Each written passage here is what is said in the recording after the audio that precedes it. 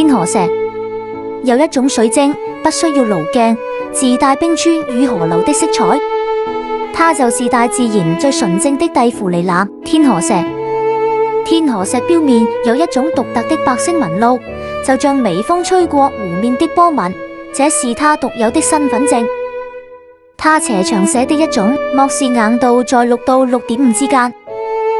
它的顏色來自微量的原元素，越是鮮豔的翠綠或藍綠，價值越高。它最早的傳說與亞馬遜的女戰士有關，因此也被稱為亞馬遜石。高品質的產地集中在俄羅斯、秘魯和巴西，色澤如熱帶雨林般濃郁。天河石常被誤認作翡翠或綠松石，要認準那層淡淡的珍珠光澤和珈紋。它是象徵自信與幸運的希望之石。